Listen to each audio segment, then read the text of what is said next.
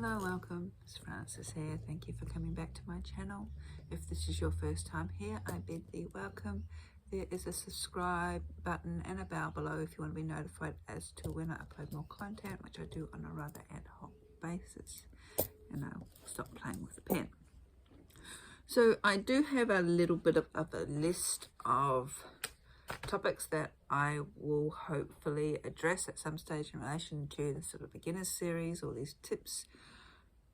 And this video is just another one. I don't think I've covered it in relation to a magical practice, and more in particular, how to start a magical practice. What are some of the first things that you maybe should consider? So just probably a disclaimer at first. I do talk, and this is for most of the videos on this channel, through the lens of contemporary witchcraft. What people do with the sort of more eclectic, or what's now been called traditional witchcraft, which seems to be very eclectic in its approach anyway. That could differ. I don't know. I don't walk that path. I follow contemporary witchcraft, so that's the lens I'm talking to or talking through. So this may or may not resonate with you anyway. So yes, contemporary witchcraft, if you haven't seen any other videos, it's actually a religion. It's a magical spiritual practice that has this religious element to it, or a religion that has the spiritual magical element to it. We believe in the gods. We do believe in us being a sense, a creative, something higher than us and beyond and separate from us mere mortals. So if you don't see the craft like that, that's fine. That's what I'm sharing.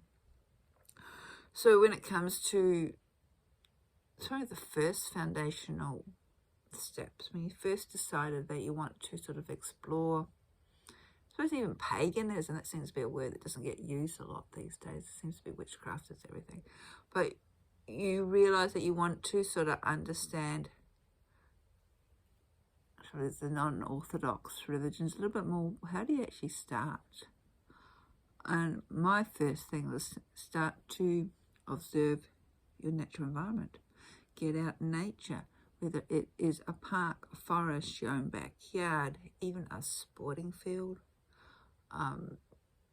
Walk around the neighborhood. There might be a reserve next to you or anything like that where you can actually sit and just simply observe. If you can meditate, that's another good thing, but just take notice of what is actually around you. And even in the most built-up cities, you will be actually surprised of what life is around you. It might only be a tree that you pass on the way to work every day or the way to school, depending on how old you are. But over the course of the year, you will see, especially if this tree is deciduous, the leaves fall, the leaves bud. You'll see different animals, different birds, different insects being attracted to it different times of the year. You may even see different forms of moss or other growth occurring on it. If it is a flowering tree, you'll see it budding and flowers forming, or sometimes they may form fruit or leaves throughout the year. So you're beginning to observe what is in your area, and also what that actually brings back to you. If you sit underneath the tree, if you connect with the tree or a bush, or even just feeling the sensation of the earth, the grass beneath your bare feet, or the sand beneath your bare feet, or the waves gently lapping around your ankles if you're living by the ocean, or if there's a river near to you. Just something like that, because that all helps in the grounding process and also brings you back to that fundamental and almost basic sense of awe, connecting in with our local environment, connecting in with our world, and then from being grounded in the earth plane and opening up our sensations and our connectedness with this earth plane, we can then start looking skyward and looking at all the wonders which are above us. So as above, so below. So we're looking at our night sky, the constellations, the stars, the changing phases of the moon, and how they make us feel and how we react to them on a more sensory level. Likewise, the changing seasons, the solar tides, how do we feel on a more sensory level? Taking notes of when we sort of feel a little bit more energetic. Is it because of the moon? Is it because of it's, the tides are moving towards spring or summer out of a winter sort of flux? And it is quite interesting when you start aligning yourself more and more with nature. You will see, especially from the city, and I say that because it's something that myself has noticed. It's been a while since I grew up in the country. That nature is always around us. There's always something that we can sort of receive those simple pleasures from, and also that simple, basic, underlying, foundational energy from. And I feel that's really important because a lot of us these days are not grounded. We're encouraged too much to be rushing everywhere. We're encouraged too much to be thinking in our head, and we often don't take time to slow down and observe what is actually happening around us. We're so focused on one thing or achieving something that sometimes we need to even allocate specific times where we can slow down and simply be. And I suppose that's a bit like the Eastern philosophies when they talk about mindfulness, being in the moment, being in the here and now. And that can actually affect our whole sense of being when we move away from our mindset and everything else, because our minds can conjure up a whole lot of fantasies, expectations, illusions even, and we can easily get drawn off track. But if we start tapping back into our environment, being a little bit more mindful, we tap back into the here and now, into this body, and our connection back into this earthly plane, and it can actually help us in the wider sense of our life. So sort of leading on for that, and I know I've done a video on this, learning how to meditate, learning how to relax, becoming more mindful as to what is happening around us, inside our bodies, our minds, watching our thoughts. We don't need to explore them, just observing them. And again, I'll take this from the Buddhist teachings. A lot of their practices comes back to the breath. We all breathe. And this is a good way of sort of bringing us back to center. If you do any sort of yoga, one of the basic asanas is Tadasana, which is the standing position.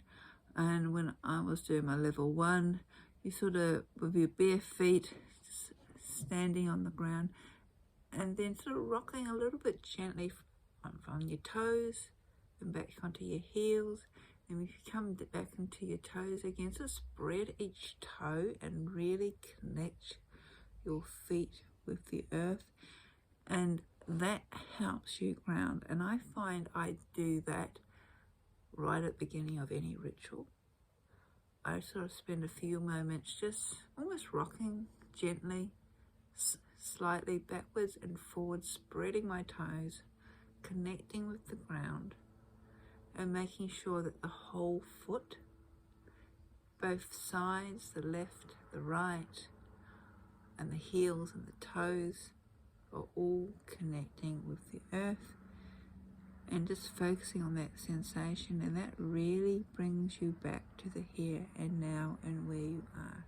It also starts to bring you back into your physical self, your body, and from there you can become more aware of any aches, pains, twitches, what is, I now have a cat, what is you and what is not you, especially if we're talking about spirits, ancestors, guides that might just pop in or yell at you like this one is doing and taking you from there. You're going to come up?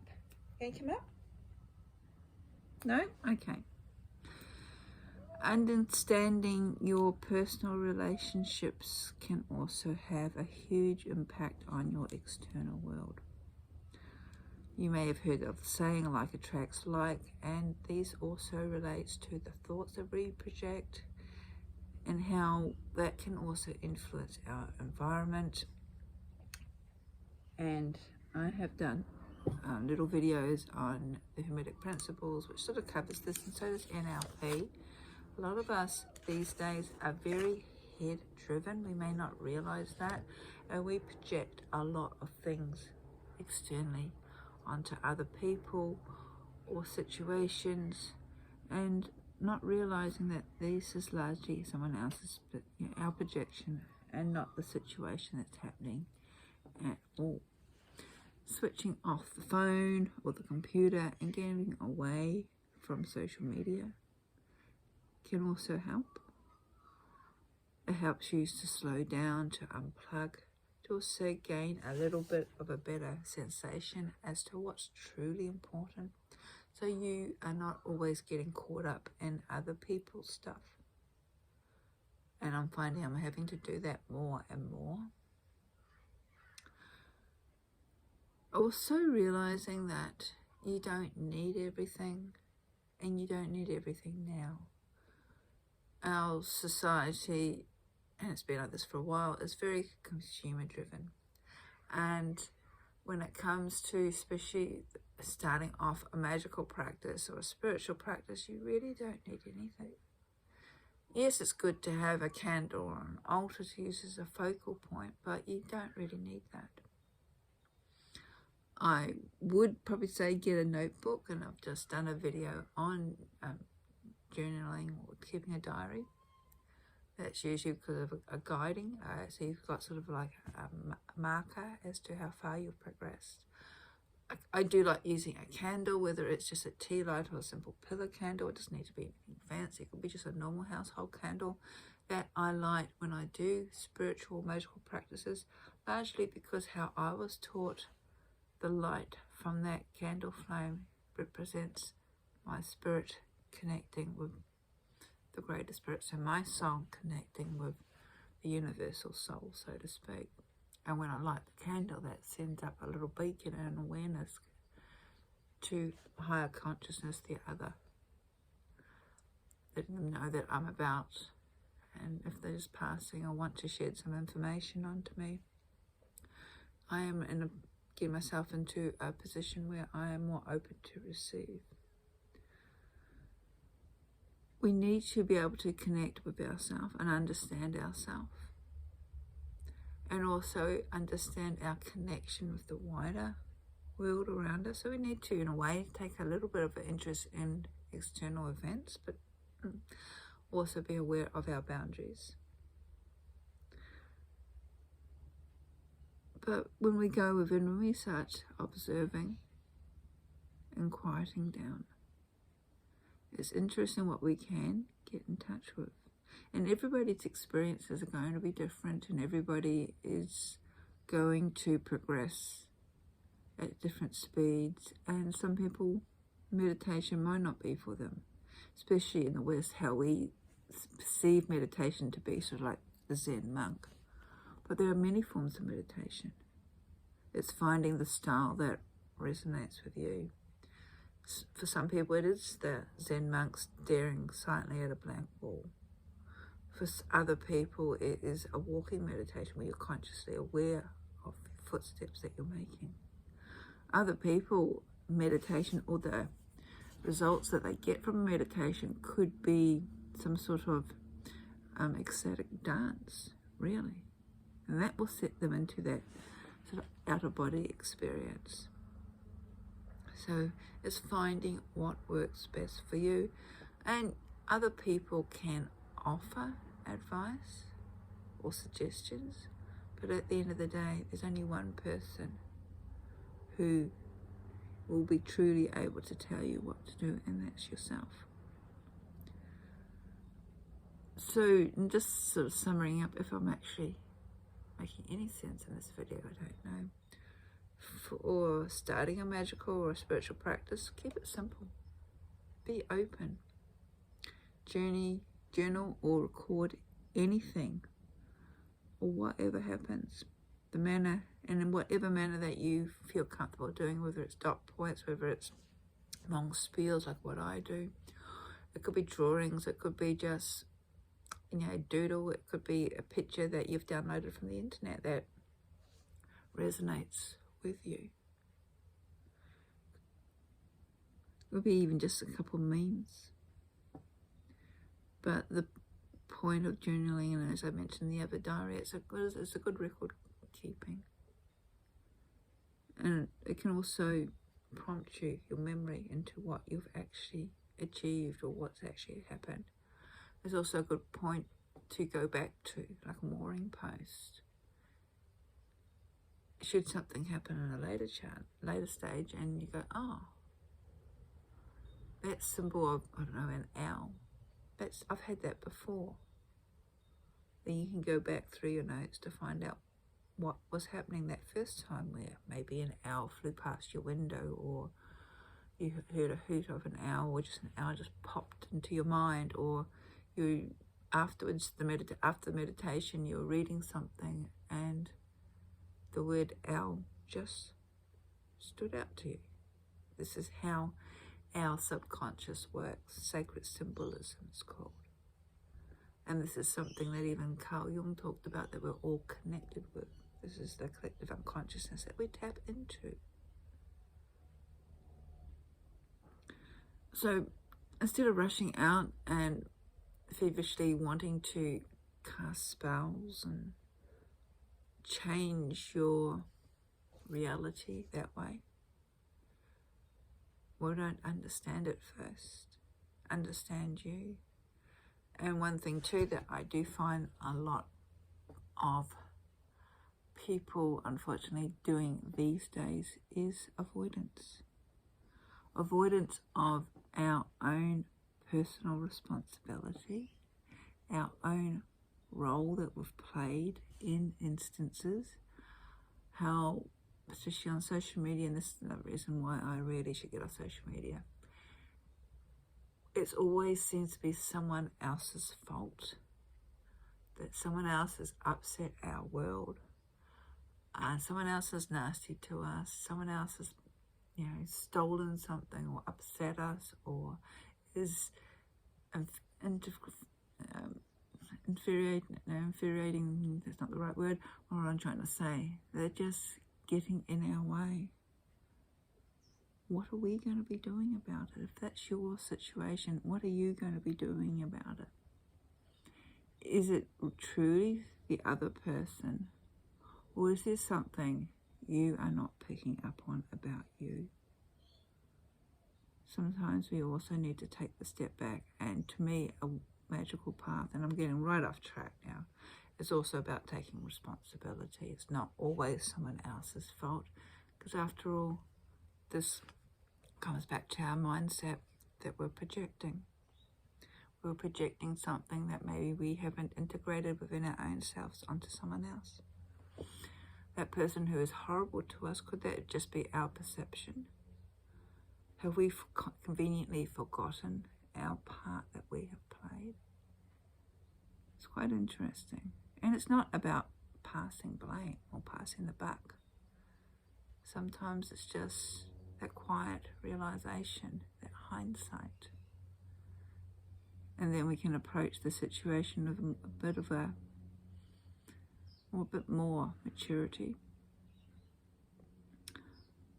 And also ascertain, once we understand energy and conflicting energies, and it could be something completely irrelevant that we have not actually thought about.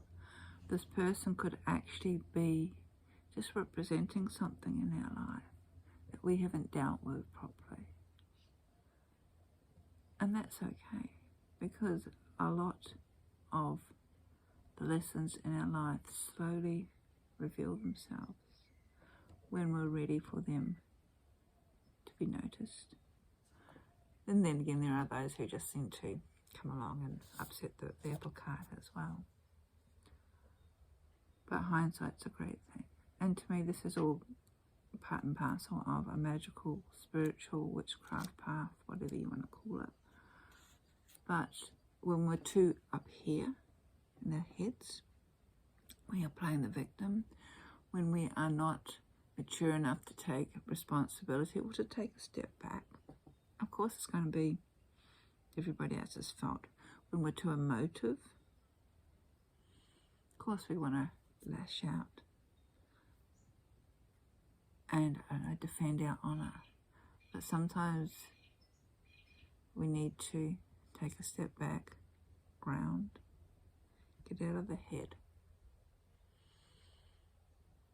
seek for a little bit of clarity. And often, as far as I've found, that is the best way of dealing with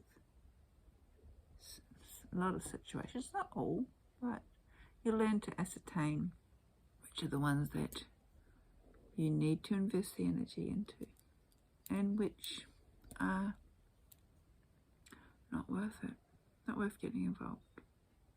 Conserving your energy for something a little bit more constructive. I'm going to close now because I am rabbiting. I am completely off track. I really have no idea what this video is about now.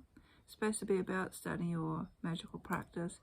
I don't know if I have said anything of benefit. If I have, well then, thank you for watching. Blessings.